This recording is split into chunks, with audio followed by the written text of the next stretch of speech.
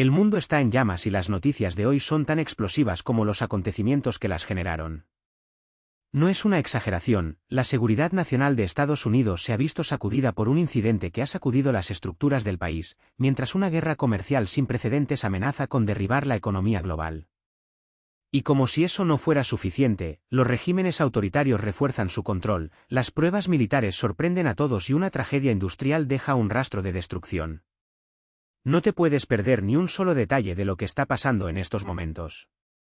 Comencemos con lo que podría ser el detonante de una crisis sin retorno. Donald Trump, en una medida que tomó al mundo por sorpresa, anunció que Estados Unidos aplicará un arancel del 100% a todos los productos chinos a partir del 1 de noviembre.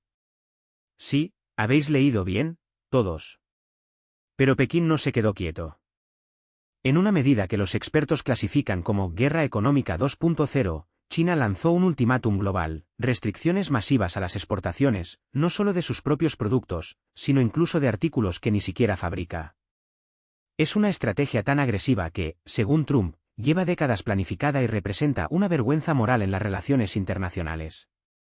El presidente estadounidense fue más allá, atacaron al mundo con algo que nadie vio venir. ¿El resultado? Caos instantáneo. Los mercados colapsaron, Bitcoin cayó por debajo de los $110.000 por primera vez en meses y el mercado de valores estadounidense perdió 1,65 billones de dólares en un solo día, la mayor caída desde abril. Los inversores, presas del pánico, se apresuran hacia el oro y los bonos gubernamentales, mientras los analistas advierten, el mercado estaba sobrecalentado y esto fue el colmo. ¿Pero es todo esto solo una reacción exagerada? Hay quienes dicen que Trump está enojado por no haber ganado el Premio Nobel de la Paz, que, irónicamente, recayó en María Corina Machado, la líder venezolana que, en un gesto simbólico, declaró, acepto este premio en su honor, presidente, porque realmente lo merece. Trump, por supuesto, elogió la actitud, un gesto muy noble. Salvé millones de vidas. Machado, a su vez, aprovechó para agradecer indirectamente el apoyo de Estados Unidos en la lucha por la democracia en Venezuela, afirmando que el país está muy cerca de una transición ordenada. Coincidencia o no, el momento es, por decirlo menos, curioso. Mientras la economía global tiembla, una verdadera tragedia sacude a Estados Unidos, una devastadora explosión en una fábrica de explosivos en Tennessee dejó al menos 2 muertos, decenas de heridos y 19 desaparecidos. El daño es tan grande que, en palabras de un bombero veterano, no hay nada más que describir, el edificio simplemente dejó de existir. Accurate Energetic Systems, encargada de suministrar materiales al Departamento de Defensa y Seguridad Nacional, se convirtió en un montón de escombros y coches destruidos. Los residentes cercanos reportaron temblores tan fuertes que agrietaron las paredes de sus casas. Las causas aún se desconocen, pero las autoridades advierten, el riesgo de nuevas detonaciones es alto y la zona permanece aislada. Un desastre que plantea preguntas urgentes, ¿cómo es que una ubicación tan estratégica fracasó de esta manera? Y como si el escenario no fuera ya suficientemente tenso, Bielorrusia se puso en alerta máxima. Por orden de Lukashenko, las Fuerzas Armadas se movilizaron en un ejercicio sorpresa de preparación para el combate, y las tropas se trasladaron a regiones designadas que, según rumores no confirmados, serían las fronteras sur y oeste del país. El gobierno justifica la medida como una prueba de la capacidad de defensa en un entorno que cambia rápidamente, pero la falta de transparencia solo aumenta la desconfianza. ¿A dónde van exactamente estos soldados? ¿Y por qué ahora? Si tienes alguna información, este es el momento de compartirla. Mientras tanto, al otro lado del mundo, Corea del Norte está deseosa de mostrar sus músculos. En un gran desfile militar para conmemorar el 80º aniversario del Partido de los Trabajadores, Kim Jong-un presentó al mundo lo que llamó el armamento más poderoso de nuestra historia, el misil balístico intercontinental Hwasong-20, capaz, según los expertos, de alcanzar suelo americano. Pero el espectáculo no fue solo para intimidar. Entre los invitados de honor se encontraban delegaciones de China y Rusia, que, según la agencia oficial norcoreana, discutieron sobre reforzar la cooperación política y celebraron una amistad inquebrantable. Kim no ocultó el entusiasmo, es un honor, damos la bienvenida a nuestros amigos rusos en un día tan significativo. Su presencia aquí tiene un significado especial. Otra señal más de que las alianzas se están reconfigurando, y no necesariamente a favor de la estabilidad global. Estas son las noticias que necesitas saber hoy, directamente desde las primeras líneas de los acontecimientos que están redefiniendo el mundo.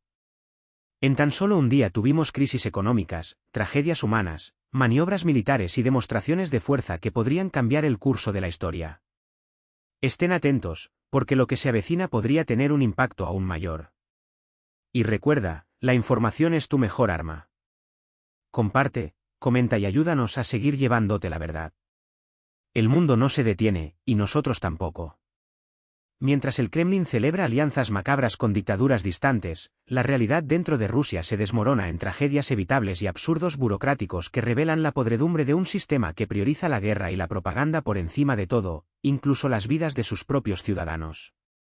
El apoyo inquebrantable de Pyongyang, tan celebrado por Medvedev en sus sobrios delirios, no es más que un acuerdo siniestro sellado con sangre ajena. Los soldados norcoreanos, enviados como carne de cañón para alimentar la maquinaria de guerra rusa, son llamados regalos por un régimen que hace tiempo que perdió todo sentido de humanidad. Pero la memoria de estos héroes, si podemos llamar así a quienes se vieron arrojados a un conflicto que no era el suyo, quedará inmortalizada como un capítulo más de la alianza entre dos de los regímenes más brutales del siglo XXI. Un pacto sellado no por valores comunes, sino por la conveniencia de dictadores que ven en sus poblaciones solo números, recursos o, en el peor de los casos, moneda de cambio geopolítica. Y mientras la propaganda alaba esta hermandad forjada en el sufrimiento de otros, Rusia firma tratados que, en la práctica, la vinculan aún más al aislamiento internacional. ¿Soberanía? No. Es la soledad de quienes solo encuentran aliados en estados parias. Pero si la diplomacia rusa se limita a guiños a los tiranos, su gestión interna es un espectáculo de negligencia criminal.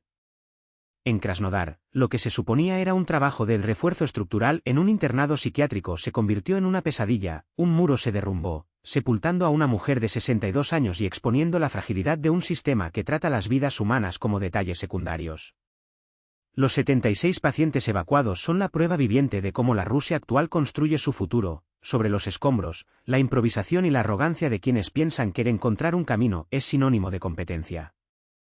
Las redes sociales no se equivocaron, mientras el gobierno recorta 2.200 millones de rublos del presupuesto sanitario para 2026, inyecta 9.100 millones más en la maquinaria de propaganda. El mensaje es claro, es más importante controlar las mentes que salvar vidas.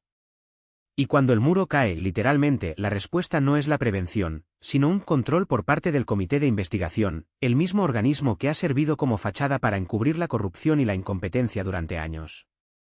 No es un accidente. Es el sistema funcionando tal como fue diseñado, para que quienes dependen de él fracasen.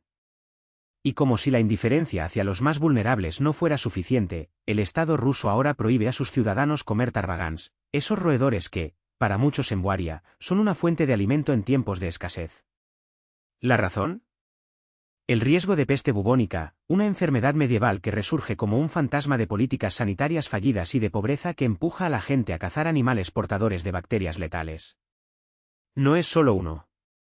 Son salud pública, es el retrato de un país donde la población debe valerse por sí misma, mientras el Estado se limita a imponer prohibiciones tardías y recomendaciones vacías, no tocar a los animales enfermos, llevar zapatos cerrados, evitar acampar cerca de las madrigueras. Como si el hambre y la desesperanza fueran opciones y no consecuencias directas de un gobierno que ha abandonado a sus regiones más pobres durante décadas. En Mongolia, donde la peste ya ha matado a personas este año, el problema se trata con cuarentena y aislamiento. En Rusia, se convierte en un capítulo más del teatro del absurdo, una prohibición que llega tarde, tras décadas de olvido, mientras que la caza de tarbagans prohibida en Mongolia desde 2005 continúa como una tradición en territorios rusos hasta que la crisis llama a la puerta. Y cuando llega, la solución no es invertir en salud, educación o alternativas, sino criminalizar el hambre. Mientras tanto, la maquinaria de guerra sigue devorando recursos, la propaganda inunda las pantallas y el pueblo ruso se queda atrás, entre muros que se derrumban, enfermedades que resurgen y alianzas que solo traen más aislamiento. Este es el legado de un régimen que prefiere celebrar los dones de los dictadores en lugar de garantizar la dignidad a los suyos. Y tú, que has llegado hasta aquí, sabes que esto no es una noticia más. Es una advertencia. Un espejo de lo que sucede cuando el poder se convierte en un fin en sí mismo, y las personas, en meros extras de un juego que no eligieron jugar. Comparte esta verdad. exige respuestas. Porque en un mundo donde la información es poder, el silencio es complicidad.